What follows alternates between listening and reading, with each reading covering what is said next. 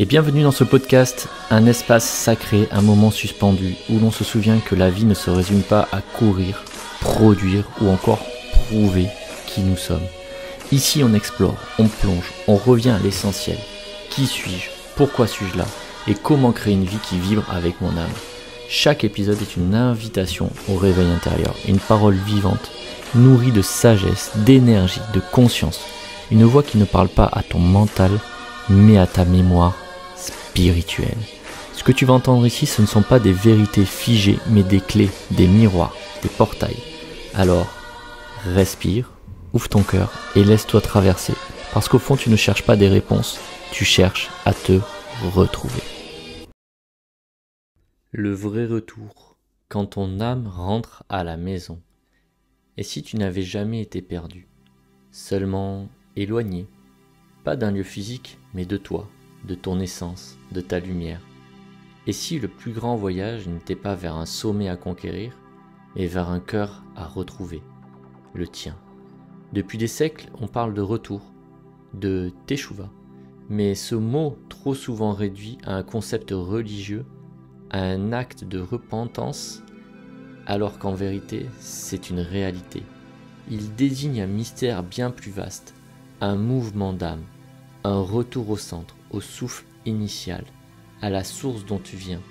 Ce retour-là n'est pas un devoir, c'est un appel silencieux, gravé dans le code de ton âme, une mélodie oubliée qui continue pourtant de vibrer en toi. Dans la tradition hébraïque, le mot teshuva vient de la racine shuv, qui signifie simplement revenir. Pas revenir à une morale, pas revenir à un dogme, mais revenir à ce que tu n'as jamais cessé d'être. C'est Moïse sur la montagne, entendant l'écho de son propre nom. C'est Jonas dans le ventre du poisson, qui découvre que fuir sa mission le plonge dans les abysses. C'est toi, peut-être aujourd'hui, qui sens que tu dois rentrer à la maison. Mais attention, maison ne veut pas dire passé. Maison ne veut pas dire confort. La maison de ton âme, c'est le feu sacré qui brûle sans consumer. La voix intérieure que tu as étouffée depuis trop longtemps. C'est l'évidence que tu as oubliée sous le poids des masques. Alors aujourd'hui, dans cet épisode, je t'invite à ce retour sacré. Un retour au souffle, un retour à la vérité, un retour à l'essence divine qui palpite en toi depuis toujours. Prépare-toi, ce n'est pas un podcast, c'est un sanctuaire, un miroir, une clé, et peut-être un premier pas vers le seul endroit qui compte vraiment pour toi. Le retour n'est pas une fuite, mais une reconnaissance. Revenir. Un mot si simple, mais en lui se cache un tremblement sacré, le souffle du désert, la poussière des pas, les larmes du silence. Le retour n'est pas une fuite, il n'est pas une honte, ni une punition, ni un rabaissement. Le retour, le vrai, est une reconnaissance mystique, un frisson de mémoire qui traverse ton être quand tu sens que tu as été loin, trop loin, mais que la maison n'a jamais bougé. Dans les textes anciens, je parle souvent de teshuva. Teshuva ne signifie pas demander pardon, comme on pourrait l'entendre en surface. Ce mot hébreu, comme je l'ai dit tout à l'heure, vient de la racine shuv, revenir, faire demi-tour, retourner à l'origine. C'est celle-ci la définition que j'ai trouvée la plus juste.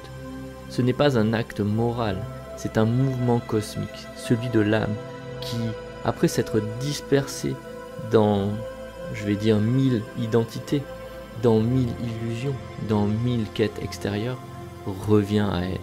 C'est dans ce mouvement que le divin se révèle. Dans la Genèse, lorsque Adam se cache après sa chute, Dieu lui demande « Où es-tu » Une question puissante, pas pour localiser Adam, mais pour lui faire prendre conscience qu'il s'est éloigné de lui-même. Où es-tu? C'est la voix que l'univers te murmure chaque fois que tu t'oublies. Et lorsque tu entends cette voix, lorsque quelque chose s'éveille, quelque chose se lève, lentement, douloureusement parfois, mais avec vérité, c'est ton âme qui se souvient. Tu n'es pas perdu, tu es dispersé, tu n'es pas brisé, tu es fragmenté. Le retour consiste à rassembler ces morceaux, les tiens, ce que tu abandonnes dans les choix, dans les regrets, dans les attentes, et à les ramener au centre de toi-même. Revenir, ce n'est pas reculer, c'est reconnaître que ce que tu cherches a toujours été en toi. C'est arrêter de courir derrière l'amour, le succès, la reconnaissance, et comprendre que tu es déjà porteur de ce que tu poursuis. Tu n'as pas besoin de convaincre Dieu, tu n'as pas besoin de prouver ta valeur, tu n'as pas besoin de justifier ton existence, tu as juste besoin de rentrer. Revenir, c'est passer de la séparation à l'union, du mental au cœur, du jugement à la présence. Et chaque fois que tu fais un pas vers toi, c'est un pas vers le divin. Dans l'histoire du fils prodigue, Luc 15, 11, ce jeune homme quitte la maison du père. Il va chercher la liberté dans le monde. Mais ce qu'il trouve, c'est la faim, la solitude, la perte. Et lorsqu'il revient, le père ne le gronde pas. Il court vers lui. Il le couvre d'un manteau. Il tue le veau gras. Il fête son retour. Ce n'est pas le péché que Dieu voit en premier. C'est le cœur qui revient. Revenir, ce n'est pas un acte religieux. C'est un acte de puissance spirituelle. C'est dire à l'univers, je ne vais plus fuir. Non, je ne vais plus me trahir. Non, je ne vais plus me cacher dans l'agitation, les excuses ou les personnages que j'ai créés. Je rentre aujourd'hui dans ma vérité, dans mon feu, dans la maison intérieure que j'avais oubliée. Et ce retour, il est soutenu par la lumière, car chaque fois qu'un être humain revient à lui, le monde entier devient un peu plus aligné. La maison, ce n'est pas un lieu, c'est une vibration. Tu l'as cherché partout, dans un regard, dans un projet, dans une ville, un pays, un métier. Tu as cherché cette sensation d'appartenance, cet endroit où ton corps se détend, où ton cœur se sent accueilli, où ta voix ne tremble plus. Mais la maison, ce n'est pas un lieu sur la carte. Ce n'est même pas un souvenir, c'est une fréquence, un alignement, une vibration de paix intérieure que tu reconnais parfois au détour d'une prière, d'un silence, d'un lever de soleil, ou dans les bras de quelqu'un qui ne te demande rien d'autre que d'exister. La maison, c'est toi, quand tu es en vérité avec toi-même. Il faut créer un lieu en soi pour s'accueillir soi-même. Le mazal. Pas quand tu es parfait, mais quand tu es présent, présent à ta lumière, présent à tes zones d'ombre, présent à ton chemin, même cabossé. C'est une vibration d'unité entre ce que tu ressens, ce que tu penses, ce que tu fais et ce que tu es vraiment. Je continue toujours avec ces allusions dans la tradition hébraïque parce que c'est là-dessus que je travaille le plus. On appelle cela shalom, un mot qui signifie paix, mais qui veut dire aussi complétude. Shalom, c'est l'état de l'âme revenue dans son axe. Ce moment où elle cesse de se battre contre elle-même. Ce moment où elle comprend qu'elle n'a rien à devenir. Elle a juste à se souvenir. Souviens-toi de Jacob dans la Genèse. Il fuit son frère Ésaü et il est en errance. Il s'endort, la tête posée sur une pierre. Et là, à ce moment-là, il rêve d'une échelle. Une échelle qui relie la terre et le ciel. Des anges qui montent et descendent. Et à son réveil, il dit « En vérité, l'Éternel était en ce lieu et je ne le savais pas. » Bereshit, Genèse 28, 16. Ce lieu, c'était lui-même, sa propre conscience réalignée au divin. Et si ta maison était exactement là où tu es maintenant, mais avec une autre conscience, est-ce que tu cherches à l'extérieur? En fait, ce que tu cherches à l'extérieur, est-ce que c'est pas quelque part un reflet déformé d'un lieu intérieur à réactiver? Tu vois, beaucoup pensent que revenir à soi signifie tout quitter. Mais parfois ce n'est pas l'environnement qu'il faut changer, c'est la fréquence à laquelle tu vis dans cet environnement. Ce n'est pas la pièce, c'est la présence que tu y incarnes.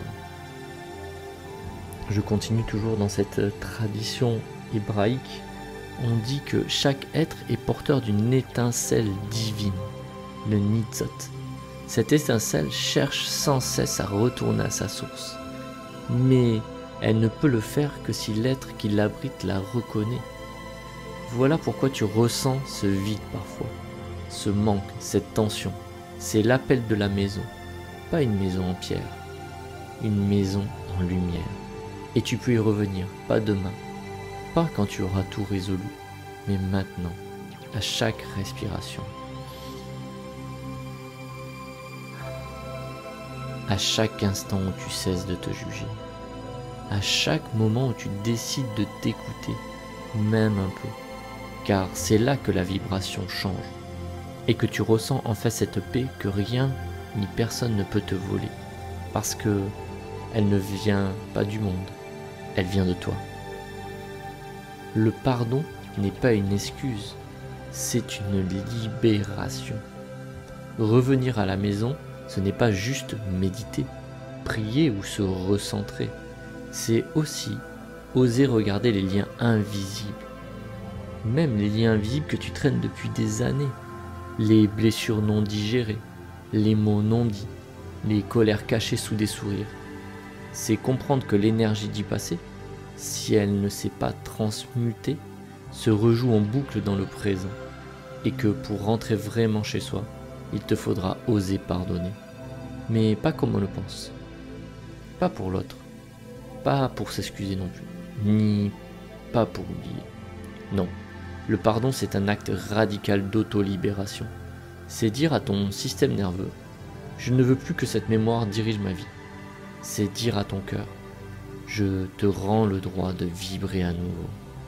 C'est dire à ton âme « Tu peux rentrer à la maison, tu n'es plus obligé de fuir ». Si je continue dans l'enseignement de ces maîtres anciens, on dit que la faute ou la faille est une coupure de lien. Et que le pardon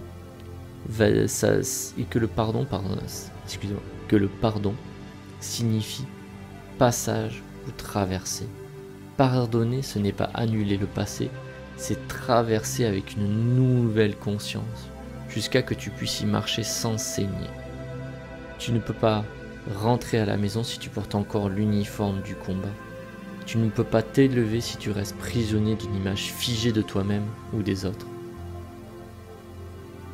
Alors, à qui dois-tu aujourd'hui libérer ton cœur? Pas pour eux, mais pour toi. Pas pour arranger les choses, mais pour réintégrer ton pouvoir.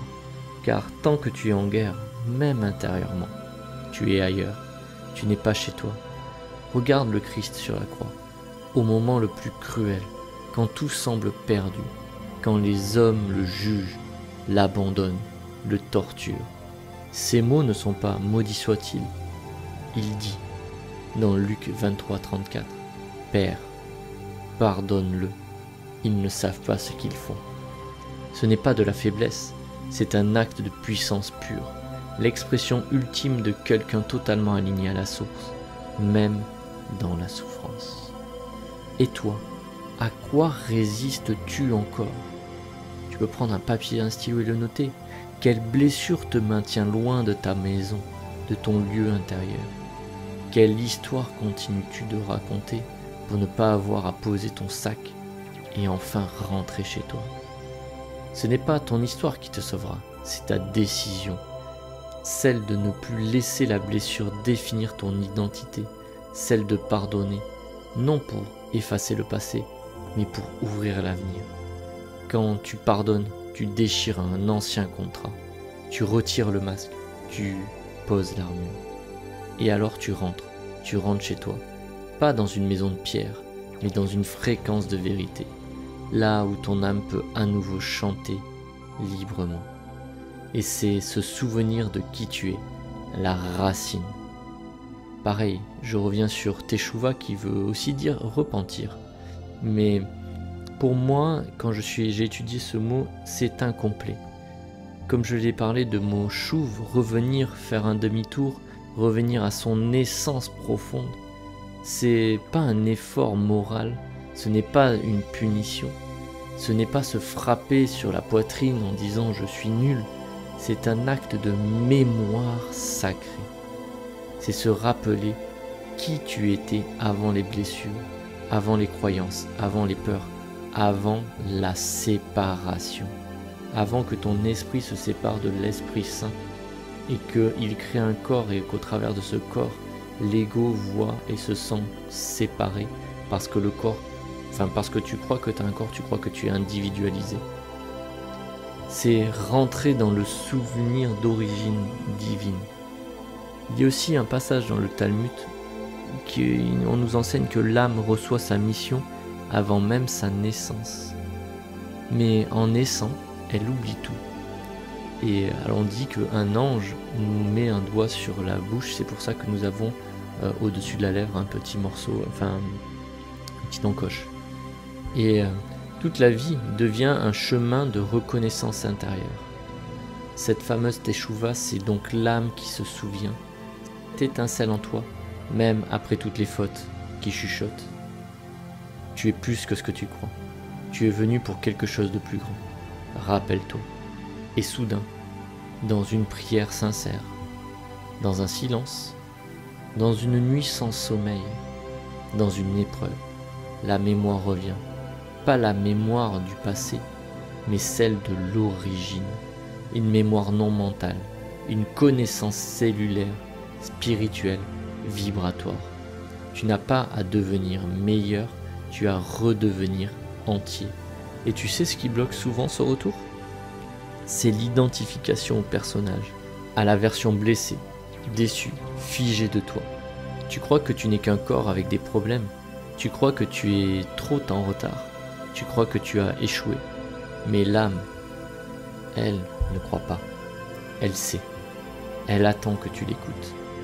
Dans Deutéronome, chapitre 30, Dieu dit à l'homme, « Reviens à l'Éternel ton Dieu, et il te rassemblera de tous les peuples parmi lesquels il t'a dispersé, même si tu es rejeté jusqu'au bout du ciel. De là, l'Éternel te rassemblera, et de là, il te prendra. » Ce n'est pas un Dieu extérieur, c'est la partie divine en toi qui parle. Même si tu es loin, brisé, fragmenté, il reste un Dieu en toi que rien n'a jamais pu souiller. Un point divin, une lumière que même les ténèbres ne peuvent éteindre.